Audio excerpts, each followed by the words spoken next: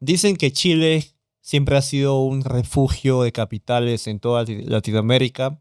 Mi pregunta es, con tanta volatilidad, con tanto miedo que está habiendo actualmente, ¿sigue siendo ese refugio de capitales o ya no tanto? ¿Cómo lo están viendo ustedes que están aquí? Yo, Por favor, Felipe. a ver, Chile yo creo que es uno de los mejores jugadores del barrio.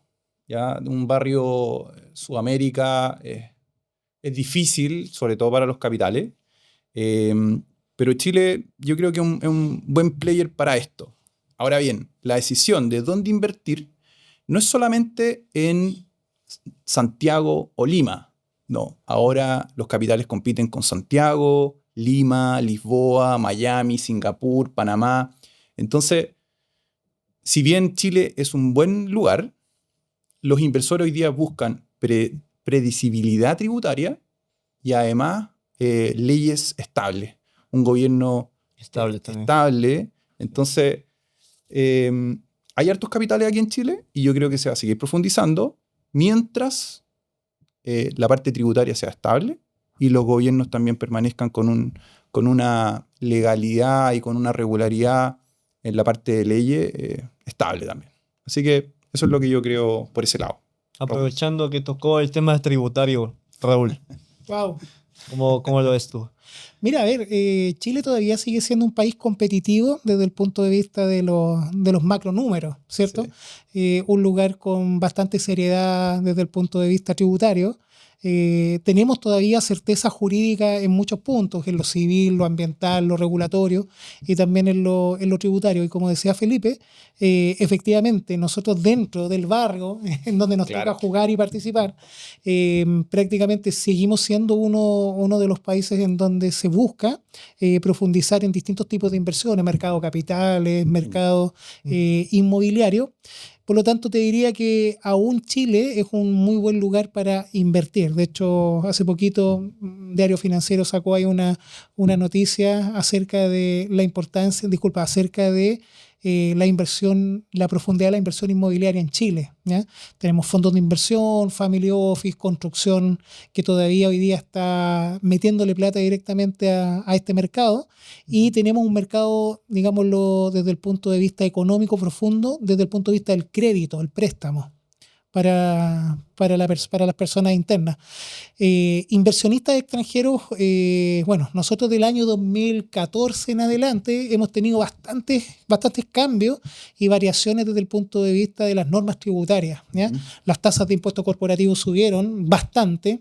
Me acuerdo el año 2010 teníamos una tasa de impuesto corporativo cercano al 15%, 17%, y hoy día estamos hablando de un 27% sobre las mismas rentas. Entonces, ¿Eso a qué se debe? eso se debió prácticamente a una política. Nuestros gobiernos, los gobiernos de turno, los últimos 15 años han sido como esta estructura de ley del péndulo, ¿cierto, Felipe? Claro. Muy marcado entre el lado izquierdo y el lado derecho. Entonces, prácticamente el año 2014 hubo una reforma tributaria que no la veíamos hace más de 30 años en nuestro país, 30, 32 años. Y esto vino a cambiar las reglas del juego desde el punto de vista tributario, o sea, aumentos en las tasas corporativas, aumentos también en las tasas de impuestos de personas, y vino a generar un quiebre. Nosotros le decimos dentro de nuestro país un concepto de integración. Hasta ese momento las rentas personales se integraban con las rentas del capital cuando los socios dueños de las empresas retiraban su dinero. Es algo complejo de comprender, chiquillo, pero ¿para dónde voy? El tratamiento tributario que se le dio a las rentas en el año 2014 en adelante fue aumento de tasa de impuesto corporativo y aumento de tasa efectiva de los impuestos personales. Y eso en un marco de competición, porque hoy día, como decía Felipe, no estamos solos. Hoy día no solamente competimos con el barrio, competimos con otras jurisdicciones en donde el tax pago, ¿cierto?, de allá es mucho más barato que el nuestro, pero también ahí también entran a jugar otras variables competitivas del negocio. Claro, los mercados hoy día son globales y los capitales son globales. Entonces no va solamente en la geografía. Yo me atrevería a decir que una empresa, si es que tiene buen gobierno corporativo, un modelo de negocio probado y es profesional, no debería tener problemas con levantar capital, ¿ya? En teoría. pero entendiendo que todos estos mercados de capitales son globales y son geográficos y se mueven de acuerdo a cuáles son las mejores rentabilidades y riesgo. Uh-huh. Hablando de levantamiento de capital, siempre dicen que cuando vas a levantar capital, no solo debes ver un tema de tasa, ¿no? También debes ver un tema de estructura. Uh-huh. Ahí quería llegar. O sea, tú desde tu lado, también Raúl se puede comentar, ¿en qué momento ir por ese levantamiento de capital? ¿En qué fase de la compañía? Porque, no sé, debe haber momentos idóneos y no tan convenientes. A ver, lo mejor es ir a levantar capital cuando tú lo necesitas para crecer. ¿No es cierto? Eso es lo mejor, lo ideal, cuando tus números son sólidos, ¿ya? Ahora, el levantamiento se prepara. No es algo de la noche a la mañana de la noche a la mañana, claro. ¿Por qué? Porque las tasas van a ser más altas, las condiciones van a ser más desfavorables, la estructura y la tasa va a ser peor. Entonces hay que preparar a la empresa. Ahora bien, si uno tiene un shock de liquidez, ¿ya? ¿Qué me refiero? Cuando ya no te queda la caja para poder pagar a tus acreedores y a tus proveedores, o a tus empleados, a tu gente, todo. Planilla, ¿no? Claro, a tu planilla, ya es tarde, ¿ya? Pero siempre existe la posibilidad de salir a buscar, incluso cuando uno está en insolvencia.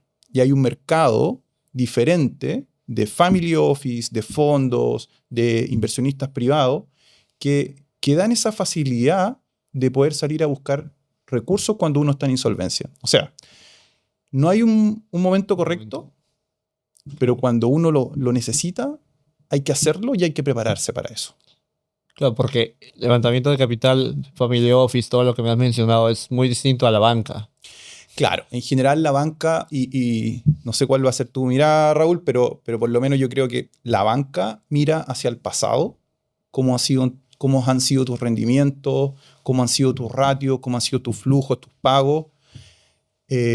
Las garantías, busca mitigar el riesgo lo más posible a través de garantías y colaterales, mientras que el capital privado, los inversores, los fondos, ven hacia el futuro, cómo es el modelo de negocio, cómo son los flujos, y lo que ellos ven básicamente es si es que vas a tener los recursos para poder devolverlo, cómo está la plana directiva de esa empresa, etc. Entonces la banca mira hacia el pasado, el inversor privado mira hacia el futuro. Y además el banco mitiga el riesgo o lo minimiza de acuerdo a las garantías y colaterales. En cambio, el inversor privado lo que hace es tomar el riesgo, lo evalúa, lo tasa y en base a eso sale a proponer un crédito de acuerdo a lo que vea, ¿ya? Eso es lo que veo al menos yo en el levantamiento de capital. Tú, Raúl, ¿cómo ves esa parte de financiamiento, levantamiento de capitales desde tu lado? ¿Qué opinión tienes? O sea, yo lo veo, bueno, ahí Felipe es un experto en esto. Él tiene experiencia en empresas de grandes, levantamiento de capitales importantes. Yo lo veo un poquito más de la pyme, con un ojo más pyme, un poco, ¿cierto? La empresa pequeña que tiene... Pero también se financia, digamos, ¿no? Trabajadores, efectivamente. O sea, la banca es muy restrictiva, nuestra banca chilena es muy, muy conservadora, y esto proviene, yo diría, por dos fuentes. Una, por todo lo que es la regulación que hoy día tiene la CMF, ya que es la Comisión para el Mercado Financiero, en donde le coloca muchas restricciones de crédito o estructura de crédito a la banca hacia quien en este caso serían las personas que recibirían los créditos.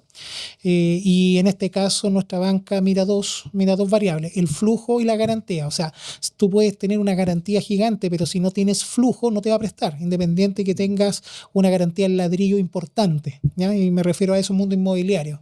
Y si tienes flujo y no tienes garantía, te restringen el monto y te pegan con la tasa de interés, ¿ya? Entonces ahí va a depender un poquito de la estructuración y también de la persona, o en este caso la pyme que está pidiendo el dinero. Y en el caso de capitales ángeles, capital de riesgo, la pyme igual está como bien restringida, porque hoy día, para poder salir a levantar capital a inversionistas, ¿cierto? Que le apuesten a este riesgo de crecimiento, los modelos de negocio tienen que ser disruptivos, tienen que ser startups, y negocios tradicionales también. Como hay mucha hay un tema ahí como bien comoditizado, o sea, los servicios son muy commodity. Prácticamente el crecimiento no se ve en un corto plazo, entonces meterle capital de riesgo a negocios en donde no pueda generar esta curva exponencial de crecimiento también se restringe harto. Entonces la pyme chilena en eso, te diría, la más tradicional está como bastante restringida al ingreso de obtener financiamiento por la banca y también por capitales privados. No así las buenas ideas que hoy día están plasmadas en startups o modelos de negocio disruptivos, que esos son de una atención mayor, en este caso de capitales privados, ¿cierto? Y de agentes de operadores de riesgo. Ahora hay un punto que tú decías y que preguntaba, la estructura, ¿qué tan importante es? La estructura es vital. O sea, los créditos no se compara solamente en tasa. ¿Ya?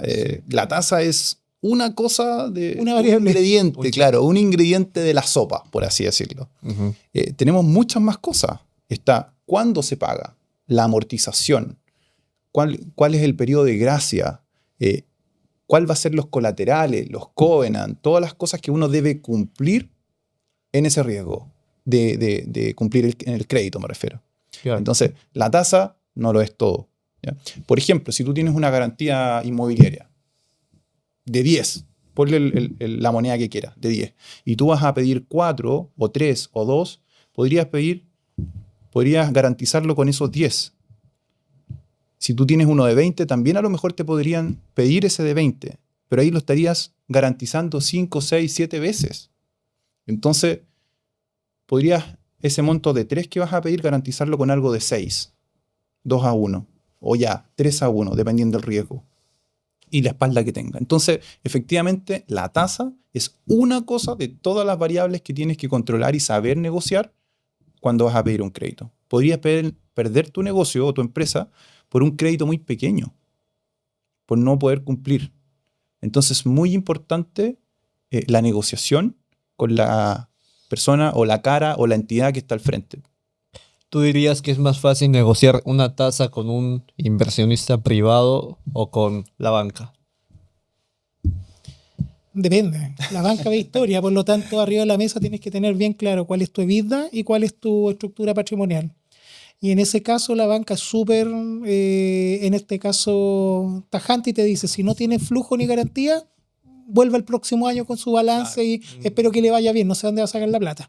Pero si tienes muy claro cuál es el flujo y la garantía que estás colocando arriba de la mesa, la banca puede ser una muy buena oferta desde el punto de vista de la colocación del crédito. Y en capitales privados, ahí va a depender mucho de, como decía Felipe, de las otras variables que van a estar arriba de la mesa, o sea, proyección, vamos a hablar de economía, vamos a hablar de cómo está el mercado, nicho, microeconomía, ¿cierto? Producto sustituto. Entonces, claro. ¿Qué problema viene a solucionar tu startup o qué problema viene a solucionar tu producto? Entonces, hay otras variables que se toman en ese caso. Pero en la banca formal, hoy día sigue siendo flujo patrimonio. Sí. Y hay otro punto. ¿Cuál era lo que estaba hablando de? ¿Estructura? De la estructura, sí. De cuándo ir a negociar o de cómo ir a negociar con el inversionista. Claro. ¿Ya? Si tú vas a negociar como empresa, normalmente el gerente de finanzas o el gerente general son especialistas en sus áreas, ¿ya? En su core. El gerente de finanzas sabe mucho de finanzas corporativas, pero me atrevería a decir que ir a levantar capital o ir a negociar con un inversionista que tiene otras métricas, que tiene otros ratios, que buscan otras cosas, ya sea en banca privada o en banca tradicional, es muy difícil y es muy distinto. Por lo tanto, de verdad, si tú vas a buscar unos créditos importantes para tu empresa y para el momento que estás viviendo, siempre asesórate por alguien que sepa. Raúl, especialista, yo también, pero siempre asesorarse, porque negociar con estos players es difícil. Sí. Es difícil. Y lo otro que yo también podría agregar ahí, Felipe, es el momentum. O sea, claro. ¿Cuándo yo necesito dinero y por qué lo necesito? O sea, al final del día, uno puede decir, bueno, yo voy a necesitar dinero para crecer. pregunta, ¿estoy preparado para el crecimiento? Sí. ¿Tengo un proceso automatizado para poder crecer? Segundo, necesito dinero para adquirir maquinaria, para poder automatizar mis operaciones. Pregunta, ¿tengo la gente Eso. con la especialidad La gente. necesaria para poder generar ese grado de incorporación a mi empresa, a mi planta? Tercero, un tema de insolvencia. Cuarto, un tema de expansión. Entonces, en este caso, la persona que levanta el capital debe entender muy bien el por qué lo necesita y cómo está su estructura para poder alcanzar el objetivo por el cual va a tomar este capital y lo va a ingresar dentro de su sociedad o su empresa. ¿Cuántas empresas hemos visto que han quedado en insolvencia o que han llegado a insolvencia por un shock de crecimiento, por un shock de venta, por no quedar con el capital de trabajo disponible para poder pagar a sus proveedores y acreedores en el momento que deberían pagar? Deberían haber pagado. Mucho. Sí. ¿Sí? Sí, un tema muy importante a considerar. Has tocado el tema de MIPES. Acá tienen un tema de informalidad en Chile. Sí, todavía nosotros luchamos mucho con un gran porcentaje de informalidad y esto tiene un impacto directo. ¿Cómo te evalúan?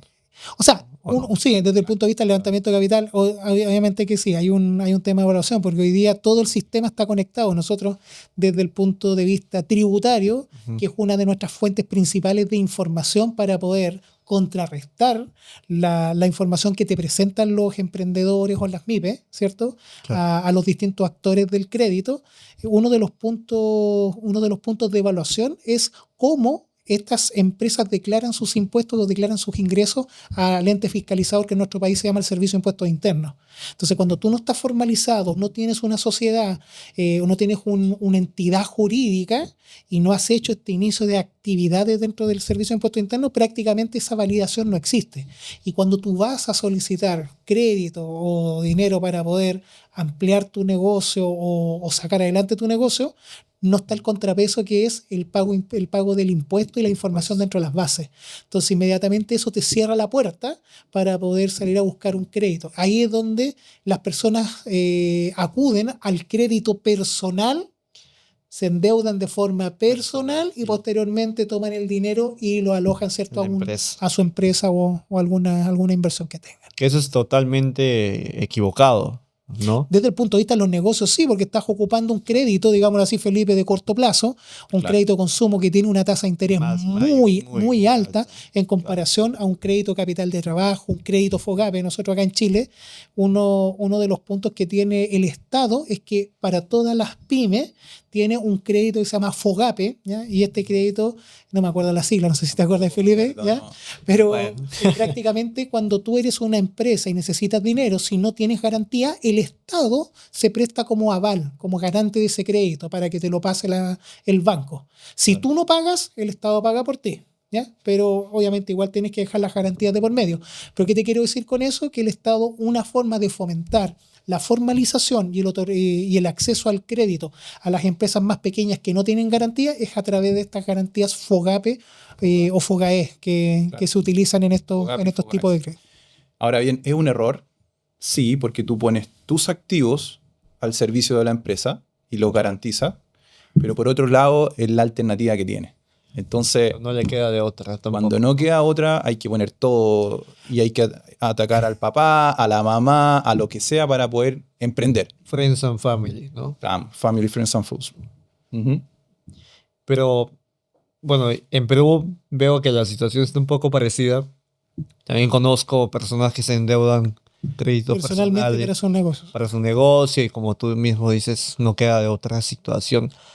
Pero además de lo que puede hacer el Estado, uno como persona, ¿qué puede hacer para evitar eso, lo que tú mencionas, ¿no? Acá en Chile? O sea, yo creo que aquí hay un tema de información o de desinformación, porque prácticamente en Chile el acceso a la formalización es económico y rápido.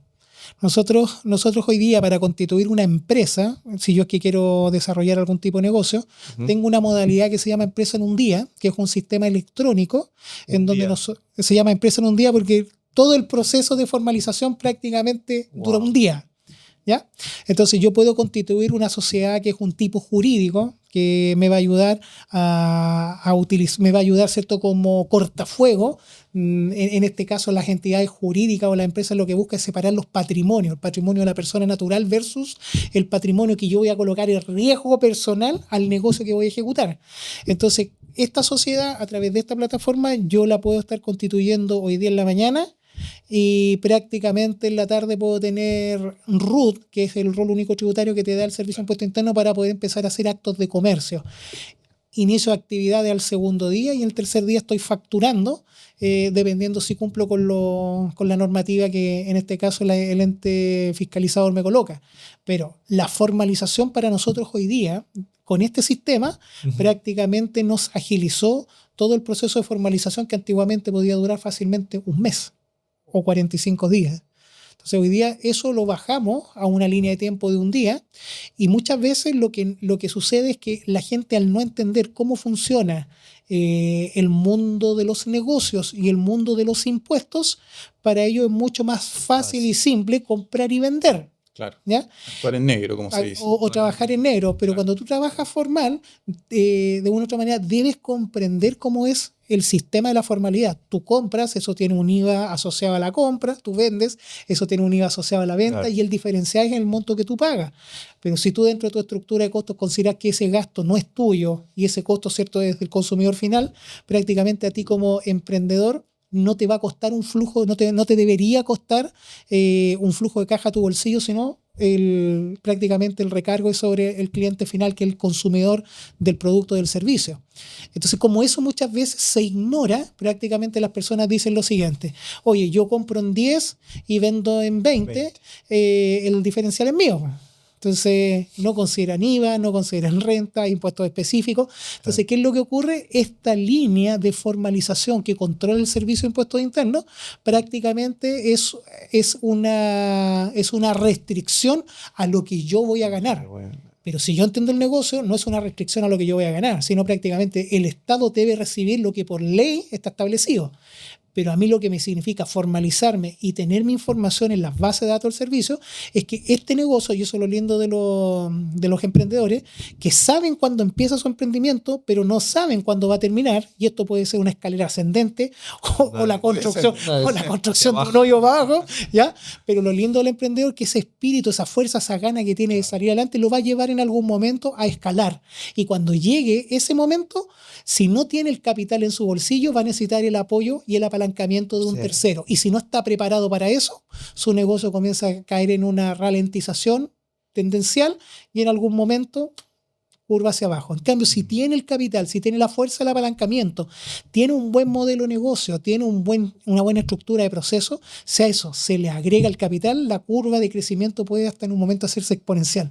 Y si es que está formalizado, por supuesto. Y si está formalizado, claro, obviamente, porque eso es lo que te abre la puerta. Pero me doy cuenta que da muchas facilidades. Yo hace poco he abierto una empresa en Perú y es 15 días.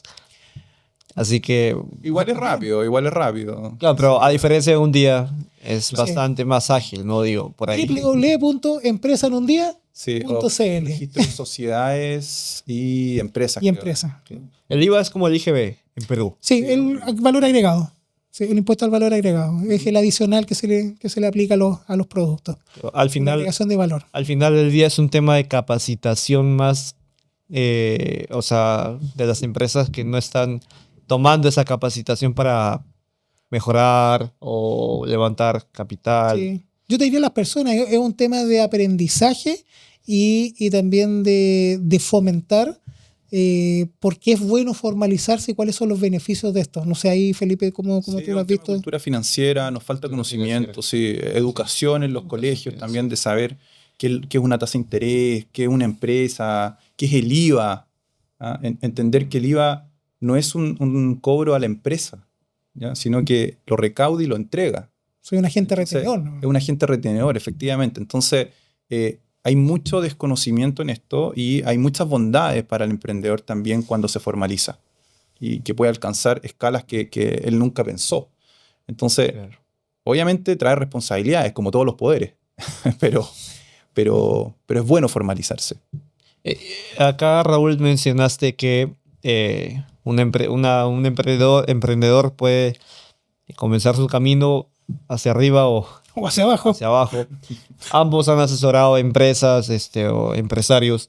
¿En qué momento seguir invirtiendo o desinvirtiendo? Que creo que es lo más complicado, ¿no? Yo creo que aquí depende un tema de perfiles. El que tiene el perfil del emprendedor va a invertir hasta que el Señor lo llame a su presencia. Claro. Y ahí tenemos un caso nosotros en Chile súper marcado, y después te digo un poco lo jocoso del tema, pero Horst Polman, un gran empresario chileno, que hoy día formó el holding Cencosud, Jumbo, bueno, en Perú también tiene Perú, Colombia, inversiones. Bueno, este caballero era un emprendedor que tenía un almacén, ¿cierto? Que se transformó posteriormente en un supermercado que después se transformó en un conglomerado de empresas. Pero si tú miras la realidad personal de él y le sigues la vida, siempre ha sido un emprendedor más que un empresario. ¿Y cuál es la diferencia entre emprendedor y empresario? Es que el emprendedor tiene la fuerza, el arranque, el ímpetu para iniciar algo de la nada. Y un empresario es aquel que logra administrar, ¿cierto? Claro. Mediante el mundo del management, todas las herramientas que hoy día tenemos arriba de la mesa para poder administrar empresas, hacerlas crecer, buscar posiciones y generar toda esta oferta de valor que se habla, ¿cierto?, en la academia, para poder estabilizarlo y poder seguir creciendo. El emprendedor, tú dile algo, dile que no va a poder lograr algo y le vaya a dar gasolina, petróleo, no sé, dinamita para poder lograr Su objetivo. su objetivo.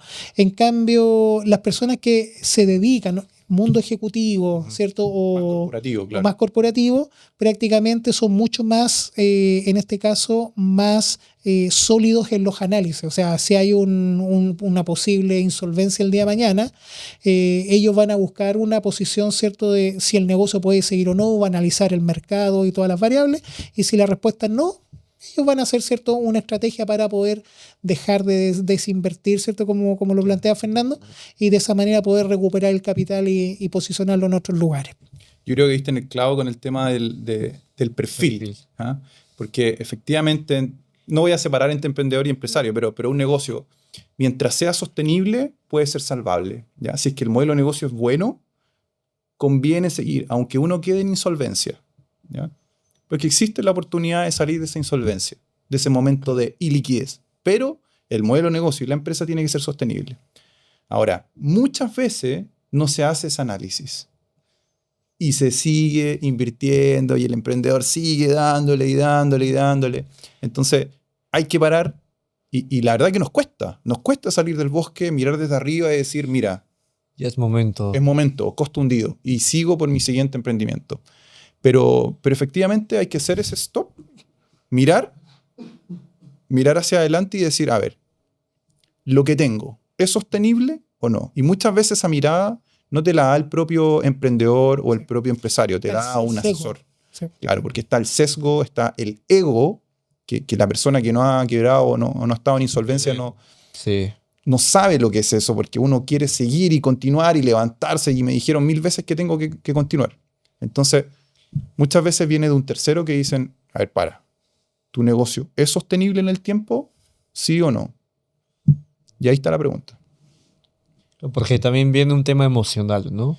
Por supuesto. Como dijo... Hay egos ahí metidos también, emociones, hay familias detrás que se pueden destruir por eso. Entonces, no es un tema fácil. Como dijiste, Raúl, acá, o sea, generalmente, bueno, si le podemos llamar el emprendedor, es uno que empieza el negocio y que ha hecho por 20 años lo mismo y que le va a costar dejar toda su historia, básicamente. Es que prácticamente el emprendedor o el fundador de los negocios, prácticamente en su ADN está el negocio. O sea, no hay una separación de vida personal versus de vida empresarial, como puede suceder en un ámbito corporativo. O sea, de tal hora a tal hora yo soy el gerente around the world, ¿cierto?, de la mega corporación, pero una vez terminando, cerrando la puerta de la casa, me transformo en el papá de mis hijos y tengo el enfoque y el tiempo para poder ejecutarlo.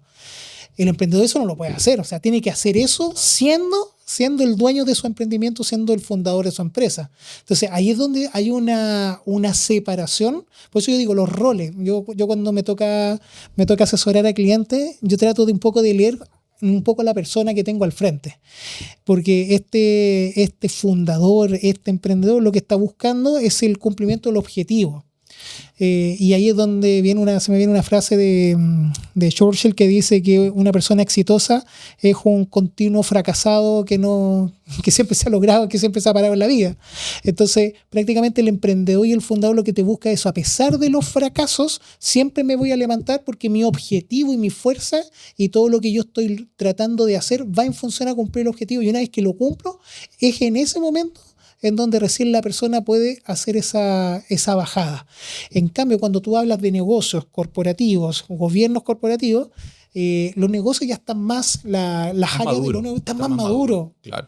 Entonces cada persona está en su posición, cada persona sabe cuál es el rol que juega, el directorio tiene una posición de, como su nombre lo dice, de dirección, el gerente general tiene la administración y la gestión, ¿cierto?, del negocio en el día a día, y por arriba tenemos los accionistas que lo que buscan es maximizar, ¿cierto?, su rentabilidad, la rentabilidad de su flujo. Entonces las diferencias son súper marcadas. Ahora, ¿qué es lo que yo digo? No existiría una empresa exitosa, un gobierno, o no existiría hoy día un holding, un mega conglomerado, si es que eso no viene de la mano de un emprendedor y un fundador de una empresa que empezó quizás hace 100 años y que hoy día nosotros podemos ver un holding que se llama Cencosud, que es espectacular, ¿cierto? Que hoy día lo dirigen los hijos de Horst Polman, pero eso no podría haber sido así si es que Don Horst en el almacén, ¿cierto? No me acuerdo si fue Valdivia o Temuco. Chillán. Bueno, por ahí, si no se hubiese atrevido a hacer un negocio pequeñito, ver cómo este negocio pequeñito podía ir creciendo hasta que se transformó lo que hoy día se conoce, ¿cierto?, como el holding de Cencosud. Felipe, mencionaste que tú estás un poco más metido en mundo corporativo, que ¿te ha tocado lidiar con empresas familiares también? Mucha empresa familiar, mucha empresa. O sea, la gran mayoría en Chile son empresas familiares. Y en Perú también, y en Colombia también. Sí, son complicadas. Son complicadas porque también va a depender de la generación en la que esté. A eso quería llegar. Primera, segunda, tercera generación. Claro. Totalmente buscan objetivos distintos muchas veces. Claro, el emprendedor, la primera generación va con toda la fuerza, tiene la idea, es el que echó a andar el negocio. Ya la segunda generación es la que toma la posta. Y también vio y de repente tiene el mismo espíritu que el padre. Y en la tercera se va diluyendo. Ahora, no siempre es así. Y lo que uno busca es que esas empresas pasen a profesionalizarse, ¿ya? Con un gerente general, con una línea, un C-level ejecutivo y profesional, y con un gobierno corporativo también profesional e independiente. Esa es la idea, es separar la gestión de la parte o del patrimonio familiar. Eso hay que separarlo. ¿Y cómo se hace? Profesionalizando la empresa. Entonces, no es fácil lidiar, sobre todo cuando hay egos, cuando yo construí esto. O sea, yo sé porque yo construí esto. Y nadie me dijo nada. Ahora, los mundos han cambiado, los mundos son cada vez más rápidos, las decisiones se deben tomar al momento. Sí. Entonces, las cosas que pasaban hace 10, 20, 30 años no son iguales que las decisiones de hoy. ¿En qué momento uno debería profesionalizar su negocio familiar? Desde siempre, creo yo. Desde siempre. ¿En qué momento? Chuta, no existe un momento que te podría decir ideal. En este momento, cuando factures tanto. No existe ese momento. Pero ojalá siempre tener la conciencia situacional de que tu empresa debe ser profesional. Aunque tú cubras diferentes roles. Tú como emprendedor puedes ser el operaciones, el comercial, el financiero. Pero ponerte esa capa, ese sombrero, ese rol. ¿Ya? Y así, cuando vas delegando, vas entregando una empresa profesional, con decisiones profesionales en los distintos niveles. Y ojalá siempre tener un gobierno corporativo. En un principio puede ser con la señora, con tu amigo, con tu accionista, pero que tomen las decisiones estratégicas de la empresa, que no se meten en la táctica ni en la operación, ¿ya? Sino que decisiones estratégicas y profesionales de la empresa, que miren hacia adelante, 5 años, 10 años. No hay un momento, lamentablemente, no hay una receta. No hay momento. ¿Tú cómo lo ves, Raúl, igual? Sí, opino lo mismo que Felipe, sí. Yo creo que hay uno de los grandes miedos que va en función de esto es tener los recursos para poder tener la gente idónea o el profesional idóneo en el cargo que uno necesita. Eso lo veo con varios clientes. Y con la empresa de uno también pasa exactamente lo mismo. Por eso te digo, yo creo que hay un tema de restricción muchas veces económica o miedos económicos, producto de que si yo estoy dispuesto a pagar, porque obviamente las rentas de las personas que son especialistas no son rentas bajas. Entonces, para poder tener un buen especialista, o mejor dicho, una buena persona que me ayude en la parte ejecutiva, tienes que tener los recursos necesarios para eso. Y para que una empresa pequeña lo logre hacer, tiene que pasar por algunas vallas de crecimiento, de posicionamiento de marca, tener una demanda constante, entender de que esa demanda, ¿cierto? No es volátil en el sentido de que hoy día facture 1.000 y mañana facture 20. Entonces, la volatilidad hace de que las personas tomen decisiones o no tomen, mejor dicho, las decisiones correspondientes por miedo a lo que significa, ¿cierto?, la estructura de costo de los nuevos ejecutivos. Eso es lo que yo veo como en la chiquitita. Y en la grande, concuerdo totalmente con Felipe, somos en este barrio pequeño de Sudamérica, somos empresas familiares, aquí no hay un conglomerado internacional. Prácticamente hay una familia que controla el grupo, y ese control de grupo hace muchas veces que los directorios tampoco sean 100% independientes. Claro. Sino que busquen posiciones de desarrollo en el directorio que se enfrentan o se van, ¿cierto?, un poquito más cercano al socio controlador. Entonces ahí director independiente cuesta en este lado del barrio. Ahora, cada vez más hay directores profesionales que están participando en empresas y se ha ido entendiendo el valor de tener un gobierno corporativo profesional, ¿ya? Entonces, hemos ido avanzando y quiero creer que el día de mañana van a haber más directores profesionales, más directores independientes que no le respondan a un grupo controlador, sino que le respondan a la empresa. A la empresa. A los stakeholders. Que tocaste, Raúl, el tema de volatilidad. Bueno, en mi país está igual la volatilidad de precios por el tema de candidato presidencial, por Trump. Aquí, ¿por qué está la volatilidad de precios en Chile? O sea, hoy día tenemos... Bueno, Chile está viviendo algunos procesos de cambio. Entramos con gobierno nuevo de la ultraderecha. Presidente Kast entró con todo su equipo a tratar de buscar eficiencias económicas en el presupuesto de la nación. O sea, ¿qué es lo que vino a hacer? Recortar presupuestos. Entonces, cuando tú recortas presupuesto, vas a tener un impacto dentro de la nación, porque va a haber menos plata para gastar. Y eso va a significar, ¿cierto?, menos consumo desde el punto de vista del Estado hacia donde se coloca ese dinero. Y esto viene amarrado con todo lo que sufrimos todos los países del mundo, ¿cierto?, con la guerra entre Estados Unidos e Irán, que hace que hoy día el valor del petróleo se fue hacia las nubes, y eso trae un efecto inflacionario gigantesco, porque toda nuestra matriz energética, no solamente en Chile, sino en el mundo, está en base a petróleo. Y el petróleo hoy día, producto que sirve para el transporte, para la producción, ¿cierto?, para todo lo que hoy día nosotros tenemos como cadena logística. Chile se mueve con camiones, por lo tanto hoy día cualquier cosa que se transporte va a tener un aumento de precio. ¿Y qué es lo que se explica con esto? La matriz, digámoslo así, inflacionaria crece, pero los sueldos no crecen en la misma proporción. Entonces, y a la misma velocidad. Y a la misma velocidad. Entonces, ¿eso qué hace? Que prácticamente el poder adquisitivo de los chilenos, producto del aumento de la inflación, disminuya. Y si disminuye el poder adquisitivo, hay un gran grupo, ¿cierto?, que son, entre comillas, las personas que menos ganan, que les pega de forma más directa el aumento de la inflación. Entonces, o pierden poder adquisitivo en la compra, o tienen que trasladar su gusto y preferencia a productos de menos calidad. Entonces, eso también es una pérdida de bienestar en el entorno. Y por otro lado, tenemos también, ¿cierto?, la volatilidad que genera este aumento de precios, que viene hoy día por este lado generado por un tema externo, que sería, entre comillas, la guerra.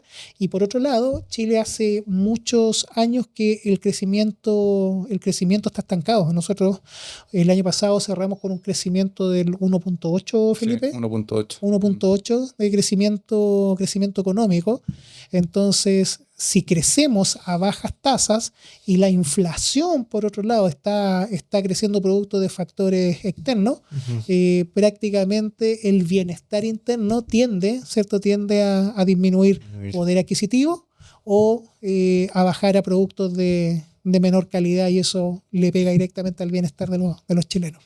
Ahora, mi consulta es, Felipe, o sea, con este aumento, digamos, inflacionario o la volatilidad, ¿impacta directamente el financiamiento corporativo de grandes empresas?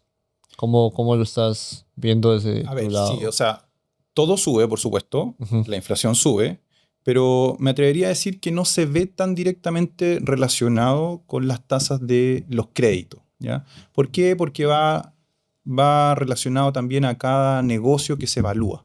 Ahora, sin duda, van creciendo las tasas interbancarias y todo el financiamiento se hace un poco más caro, ¿verdad? Ujú. Pero no me atrevería a decir que es tan rápido. Chile es un país absolutamente globalizado, con muchos acuerdos de libre comercio, con muchos países, y además es importador. Entonces, cualquier cosa que pase en el mundo nos afecta, sin duda. Sí. Eso presiona los precios, por supuesto, sobre todo el petróleo. Como dijo Raúl, todo se mueve por camiones, entonces vamos a tener inflación. Pero no sé si se va a ver tan directamente relacionada en la tasa, sobre todo cuando una empresa se financia al 7, al 8 en un banco, o al 12 o al 13 con un fondo. No va tan relacionado con eso, sino también el riesgo del negocio actual y a las garantías que se ve, ¿ya? Y sobre todo si es que los créditos son a largo plazo. Cierto. Lo que estamos viviendo es una crisis a corto plazo, Ujú. esperemos, y entonces el financiamiento a largo plazo no debería tener tanta variación, ¿no? Mira, lo único bueno del tema de la guerra o de este problema exógeno es que nos afecta a todos los países. Entonces, prácticamente No distingue no distingue nación. Tú has visto el aumento de los precios del petróleo en Perú, en México. O sea, prácticamente es una variable, cierto, mundial, Claro. que nos está pegando a todos, por lo tanto se explica. Y ahí es donde dice Felipe que efectivamente los países tienen una calificación de riesgo respectiva. Entonces, cuando el problema es de todos, Mal de muchos, dices tú. Sí, pero distinto sería si la inflación se produjera 100% con la explicación de los factores internos. Ahí cambia la regla del juego, porque ahí entran las calificaciones de riesgo a mirar, ¿cierto?, el riesgo país de otro con otra mirada. Ahora bien, estas crisis nos afectan a todos, como dice Raúl, pero hay países que están mejor preparados que otros. ¿Cómo Entonces, cuáles? ¿Puedes mencionar? No voy a decir, no me voy a meter en eso, pero sí, ni tampoco voy a hablar mucho de Chile, pero sí, nosotros tenemos un presupuesto, un PIB, un presupuesto y un gasto, ¿ya? Y una máxima, Endeudamiento. un máximo endeudamiento. Ok. Cuando nosotros estamos al límite del máximo endeudamiento, propuesto, por supuesto que lo podemos pasar, pero propuesto, ahí nos deja menos margen. Entonces, esta crisis de la guerra nos pegó justo en un momento en que estamos al tope de nuestra deuda, ¿ya? ¿Podríamos endeudarnos más para atacar este shock? Sí. Pero venimos tanto tiempo atrás gastando más De lo que de lo que recaudamos, que ¿cuándo va a parar? Hoy día fue una crisis, ayer fue el COVID, antes de ayer fue la crisis asiática, después el .com. Entonces, ¿cuándo? Terremoto, que nosotros somos cada 10 años. muy propensos a eso. Entonces, tenemos que estar bien preparados. ¿Cuándo? Entonces, por eso vienen los recortes, por eso vienen, sin decir si son buenos, si son malos, tenemos que fomentar el crecimiento del país. Es necesario, dirías tú. Es necesario fomentar el crecimiento y la inversión, de todas maneras. La forma, hay distintas formas. No voy a evaluar la forma acá, pero sí. Según mi punto de vista, hay que hacer algo. Si seguimos haciendo exactamente lo mismo, vamos a tener el mismo resultado. Un paréntesis, yo siempre he escuchado que Chile es mayormente exportador. O sea, la mayoría de sus capitales o de negocios están enfocados a exportar, ¿no? ¿Eso no les perjudica de alguna manera, no sé, a la hora de una crisis, internacional como la que estamos viviendo. No sé desde tu lado, Raúl, cómo lo ves. O sea, aquí hay sí, bueno, aquí no soy experto macroeconómico, Fernando, pero tengo algo de opinión O sea, nomás. claro, Sí, como sí. tú lo ves, ¿no? Sí, efectivamente, nuestro país es un país que exporta materias primas. Nosotros somos fuertes hoy día en cobre, al igual que hoy día, ¿cierto?, está acercándose ahí a paso agigantado Perú. Esto hace que los países tengan que tener claro lo que se llama la balanza comercial, ¿ya? Y la balanza comercial lo que mide, ¿cierto?, es la exportación versus las importaciones. Al estar abierto y al estar tan enfocado en la extracción de minerales y la exportación del mismo, hay muchos productos que nosotros no producimos internamente y tenemos que salir a este mercado internacional a comprar, ¿ya? Por lo tanto, en ese sentido, no vi la balanza comercial del año pasado, no sé si la viste tú, Felipe, No me acuerdo pero prácticamente entendería que hoy día más o menos estamos en equilibrio, ¿ya? Si prácticamente la guerra y este aumento en el petróleo nos va a pegar en la inflación. Y en nuestro país la inflación la tocamos a través de varios ítems y tenemos una indexación de la inflación diaria, ¿cierto? A un tipo de, no voy a decir moneda porque no es moneda, pues ya lo dije, a un tipo, Comillas, ¿cierto? comillas, A moneda. un tipo de comillas moneda que se llama UF. Entonces hoy día nosotros cualquier impacto en la inflación que tengamos lo recibe un tipo de moneda que está indexado todo lo que es la línea, en este caso de el crédito, la deuda, todos los créditos hipotecarios los pagas en UF, el colegio que le pagas a tu hijo, universidades, lo pagas. muchos contratos de empresas Exacto. también se hacen UF. Entonces, el impacto de la UF en el mercado interno, en el precio de los productos y servicios, se recibe de forma inmediata. Entonces, ahí es donde tenemos hoy día este impacto directo. Y como decía Felipe, un poquito para aportarle número al tema, nosotros hoy día tenemos un presupuesto de la nación de 90.000 millones de dólares. Eso es lo que Chile gasta a nivel de recursos internos. Y tenemos una recaudación tributaria interna cercana a los 65.000 millones. Entonces, verás tú que hay una diferencia importante de casi en déficit, 25.000 millones de dólares al año, que tenemos que salir a endeudarnos para poder cubrir el consumo interno y pasar al siguiente año. Entonces, un poco lo que trae este gobierno de ultraderecha es decir, y tratar de sentar un poco las bases en el caso de decir, oye, ¿por qué estamos gastando más de lo que recaudamos? ¿Por qué estamos generando un déficit todos los años? Déficits que se cubren con bonos del tesoro, con bonos ciertos del gobierno, claro, en donde hoy día esta plata se va a buscar afuera de los países que compran estos instrumentos, pero se genera hoy día una proyección de pago a 10, 15, 20 o 30 años futuro. Entonces, prácticamente lo que estamos hoy día echándole a la guatita a nivel de consumo, lo van a tener que pagar nuestros nietos el día de mañana con su productividad. Entonces, ¿qué es lo que dice el gobierno actual? Porque estamos dejando una herencia de deuda el día de mañana a los chilenos que todavía no nacen y van a tener que venir a pagar lo que nos estamos comiendo hoy día, porque también existe una lista de derechos sociales y de demandas internas, claro, del país que son importantes, no hay que desmerecerlo, pero la pregunta es ¿quién hace la bajada? La pérdida. ¿Quién hace la pérdida o quién coloca la bajada de piso? Porque cuando tú estás en tu casa y tu papá, no sé, el ingreso familiar del hogar, no sé, hablemoslo en cifras, son 2 millones de pesos, pero tus gastos son 3, tu tarjeta de crédito en algún momento va a quedar en cero, vas a tener que salir a pagar. Entonces la pregunta es ¿quién hace esa detención para decir, chiquillos, ¿por qué hoy día, si recaudamos 65.000 y nos gastamos 90.000, en qué momento nos ajustamos más a nuestra realidad? Y si queremos gastar más, nuestro esfuerzo no tiene que ir, entre comillas, a salir a buscar más dinero, sino nuestro esfuerzo tiene que ir en que la torta de la economía sea más grande, porque si es más grande y tenemos mayor crecimiento, las tasas de impuestos que van a aplicarse sobre esa torta más grande va a generar una mayor recaudación que va a ir lisa y llanamente, ¿cierto?, a soportar el déficit que tiene hoy día, en este caso, el país. Me acabo de acordar que, bueno, hace poco, ya que tocaste el tema también, ¿ha habido algún tipo de fuga de capitales aquí? Sí. A ver, fuga de capitales, no sé. Lo que pasa es que no es que se llame fuga de capitales. Lo que pasa es que hay mejores condiciones en otros lugares. Entonces, cuando tú tienes mejores condiciones económicas. Claro, el capital es móvil, como lo hablamos.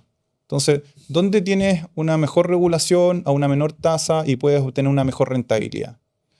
En el país y mayor certeza jurídica. Certeza jurídica, claro. Ahora, los capitales no buscan solamente tasas de impositivas bajas. No, no es eso. Tú puedes tener una tasa alta, un 30% a nivel OCDE, claro. Y las empresas igual invierten, porque esa inversión es a largo plazo. ¿Ya? Entonces, fuga de capitales, no sé si las hubo, probablemente. Ahora, lo que está buscando este gobierno, por un lado, es bajar los gastos para equilibrar lo que gastamos versus lo que recaudamos, pero también generar mejores condiciones para que vengan nuevos inversionistas.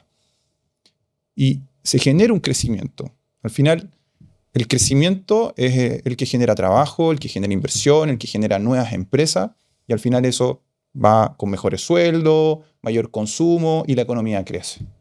Entonces, dos lados. Uno, recortar o bajar los gastos para asimilar o para equilibrar la recaudación versus lo que se gasta. Y por otro lado, generar mejores condiciones para que el inversionista venga y ponga sus recursos acá. Y cree empresa, y cree trabajo. Eso es un poco lo que se busca con esto. Con este cambio y estas nuevas propuestas del gobierno. Sí, yo solamente agregar un puntito ahí, Felipe, que tiene que ver con esta ley del péndulo que te planteaba al inicio del podcast. O sea, cuando dentro de tu país gobierna la extrema derecha y la extrema izquierda y la extrema derecha y la extrema izquierda y la derecha y la izquierda y el centro, ¿ya? Esa ley de péndulo hace que exista algo en el ambiente que se llama incerteza. Y si lo llevamos al mundo jurídico, es incerteza jurídica, ¿ya? Nosotros no tenemos que perder que dentro de este mapa de ruta de los últimos 10 años hemos tenido 2 intentos de cambio de la Constitución, en donde propuestas de ese cambio de la Constitución en la primera etapa se habló acerca de la pérdida del derecho a la propiedad. Claro. Entonces, cuando tú, como inversionista, como persona de negocio que tienes tus inversiones dentro de un país, tú ves que las reglas del juego con las cuales tú partiste no son las mismas que estás vislumbrando a futuro, obviamente que hoy día, con toda la tecnología que tenemos y contamos, uno va a tomar posiciones de protección, y como decía Felipe, muchas veces independiente de la tasa de impuestos, o sea, tú vas a proteger tu capital buscando posiciones en otro lugar en donde te den más confianza desde el punto de vista de la gobernabilidad y las certezas jurídicas de los negocios y de cómo tú estás haciendo las cosas. De hecho, hoy día estamos en un proceso de reforma tributaria, en donde se está buscando hoy día, dentro de uno de los puntos, un tema que se llama la invariabilidad tributaria. Que estos son contratos leyes en donde se le dice a empresas que están fuera de Chile que traigan capitales dentro de Chile, y hay un contrato ley regido, ¿cierto? Regido por las partes, donde uno le da invariabilidad tributaria. ¿Qué significa eso? Que las reglas del juego de sus pagos de impuestos, de su recuperación de capital, están todas en un contrato ley que firma el gobierno. Por 25 años ahora. Sí, con un plazo a 25 años. Eso es lo propuesto, por supuesto, no es lo que ha salido ni lo que va a salir. Sí. Pero ya está así. Sí. Pero eso lo que te da es lo que yo te digo, certeza jurídica. O sea, no me van a cambiar las reglas del juego, porque cuando un inversionista trae dinero de afuera, muchas veces ese dinero no es de él. Ese dinero es un préstamo de algún fondo, es préstamo, ¿cierto?, de ahorros de otro lugar. Entonces, cuando tú lo traes acá para ingresarlo a un proyecto minero, en donde tu línea de tiempo de explotación son 10 años para echar a andar recién el negocio, tú necesitas certeza de que no te cambien las reglas del juego cuando ya empezaste a producir. Porque por otro lado, tú evaluaste el proyecto a 15, 10, 20 o 30 años. O 50 para los mineros. 50 años como los mineros, pero con unas reglas claras. ¿Cuánto impuesto pago? ¿Cuál es la tasa? Claro. ¿Cuál es el crecimiento del país? Hay un montón de... Si tú tienes un país que es más estable, independiente de la tasa impositiva, te vas a ese país. Te da más seguridad también. Te da más seguridad, por supuesto. Yo generalmente en mis foros pregunto sobre el perfil de inversionista de cada uno de mis invitados. Y ya que hemos hablado de inversiones, me gustaría escuchar el perfil de inversionista que tiene cada uno de manera personal, ¿no? Sí. Como... A ver, hoy día después de mucha agua. Después de harta agua bajo el puente, hoy día soy mucho más conservador. tengo inversiones en empresas operativas y negocios de renta pasiva. Renta pasiva es renta, ¿cierto? Capital por tasa. Pero tengo esa adrenalina que tiene todo emprendedor que le gusta colocar sus fichitas también ahí en negocios operativos, en negocios con chimenea, se le dice en el mundo académico. Entonces, a mí me gusta tener diversificado el portafolio, una parte en negocio de renta pasiva, inmobiliario, algunos instrumentos de liquidez, y por otro lado, la adrenalina del emprendedor. Ir, pelear la posición de tu producto, salir a buscar precios, salir a vender tu producto, tus servicios. Ahí también le tengo hartas fichas puestas. Ahí Felipe sabe. Sí, no, yo por otro lado tengo acciones chilenas, acciones en Estados Unidos, tengo ETF, tengo criptomonedas, mucha criptomoneda también, tengo activos inmuebles, y también hay algo que me apasiona, esto de la insolvencia, es también poder invertir en empresas que están en periodos de insolvencia y que de repente necesitan la mano. Obviamente evaluadas bien. De hecho, creamos un fondo que se llama 7REITs para esto, que aporta a estas empresas en insolvencia para poder sacarlo y también para poder profundizar el mercado de las empresas que son insolventes y que hoy en día necesitan. Hoy día un banco no le puede prestar a una empresa que está ilíquida. No puede, por normativa, ¿ya? Pero sí hay fondos especialistas que pueden invertir en eso. Entonces, si tú me preguntas a mí en qué invierto, bueno, en activos inmuebles, en acciones, en ETF, en criptomonedas y también en estas empresas que necesitan un poco más la mano a través de un fondo de inversiones. Veo que los dos están bien diversificados. Y, Sí. y la diversificación siempre Es buena. es muy buena. Yo creo que tu diversificación tiene que ir de acuerdo a la edad. A medida que tienes más edad, tienes que ir pasándote a rentas más fijas. Fijas. Uh-huh. Hablando del tema de la edad, este podcast generalmente mi público es un poco más joven. Yo estoy en mis 20. Entonces, De ¿Qué experiencia. no acabas de decir? De experiencia. Sí. me encantaría que vean algunos consejos para si ustedes estuvieran en sus 20, ¿qué harían de manera Wow. financiera o O sea, estudiar, o sea, algún tipo de preparación? No sé, como, ¿qué consejo darían nada más para la futura generación? Uy, tantos consejos.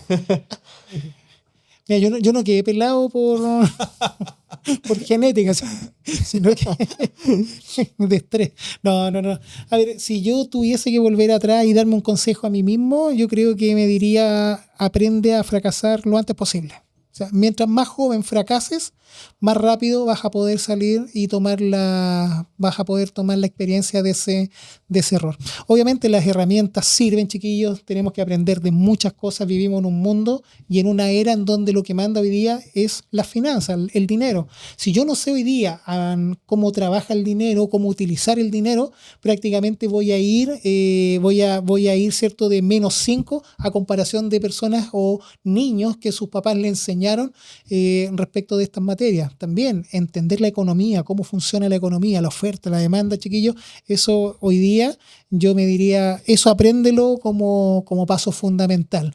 Economía, finanzas, bueno, yo soy contador, así que siempre recomiendo aprendan contabilidad. La contabilidad lo que te da es la cuadratura, es entender que todo lo que tiene una empresa, todo se lo debe a alguien. Por lo tanto, hay una ecuación y en ese sentido, entender cómo funcionan los estados financieros te puede generar ventajas competitivas al momento de tener que evaluar los proyectos. Y lo otro, tirarte a la piscina, no quedarte con nada. ¿Por qué? Porque el día de mañana, cuando tengan 80 años, 90 años, van a estar tirados en la cama y se van a preguntar por qué a los 20 no me atreví a hacer, ¿cierto?, el emprendimiento que quise, o por qué no tomé el viaje que quise, o por qué no hice tantas cosas y esperé el momento ideal. Y chiquillo, el momento ideal nunca llega. ¿Es hoy día o no es hoy día? Buenísimo. Eso. Felipe. Mi mayor consejo, emprende. Emprende, tírate a la piscina, mójate, cruza el río. Está bien, puedes ser empleado, puedes tener un rico puesto corporativo, sí, pero lo único seguro es que en algún momento te van a echar.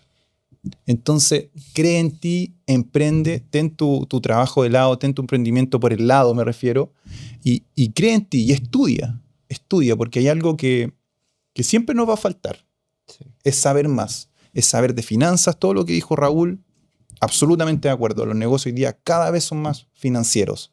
Aprende finanzas, aprende inteligencia artificial. Y si es que hay algo que tú no sabes, hay alguien que sí lo sabe. Búscalo, paga por él si es que se puede. Pero no te quedes con eso. Avanza, emprende, estudia. Ese sería mi consejo para alguien de 20 años. Y no te paralices. Avanza. No te quedes con el análisis parálisis. No sobreanalices todo. Avanza. Simple consejo. Me ha encantado de verdad todo lo que han aportado. Y nada, no sé si algún mensaje deseen para finalizar el podcast, el foro, para ¿Para quién? ¿Para nosotros? ¿Para ellos? ustedes ¿Para mismos. Para los... No, te agradezco la invitación, Fernando. Gracias por estar en Santiago de Chile. Eso ya habla muy bien de ti, de salir a buscar, ¿cierto?, experiencias fuera del país, posiciones para llevarle también lo que está ocurriendo en otros lugares fuera de tu país a tu comunidad. Así que gracias por la invitación. Feliz de haber compartido este ratito y que el conocimiento fluya, que es lo único, ¿cierto?, que tenemos hoy día gratuito. Y aprovechemos, ¿no es cierto?, de personas como Felipe que saben que están en muy buena posición desde el punto de vista corporativo, nos puede dar los tips para salir a buscar ese capital que necesitamos para poder, ¿cierto?, hacer crecer nuestro negocio y llegar a la cima. Así que eso por mi lado, Fernando, y bueno, un placer compartir aquí con Felipe el podcast el día de hoy. Muchas gracias, Fernando, también. Gracias, Raúl. Gracias. Tremendo el conocimiento que uno se lleva. Bien por estar acá en Chile. Vamos a estar en Perú. De hecho, yo siempre estoy viendo en Perú porque hay el empresario peruano necesita apoyo en el levantamiento de capital y en asesorías tributarias, contables, la inversión inmobiliaria, que Raúl la puede dar también. Así que muy bien por eso. Sigue motivado con esto, aunque de repente la empresa vaya hacia abajo, dale, hay que seguir empujando todo y muchas gracias por esta oportunidad, Fernando. A ustedes, que el conocimiento fluya, como dijiste. Gracias. Gracias. Fernando.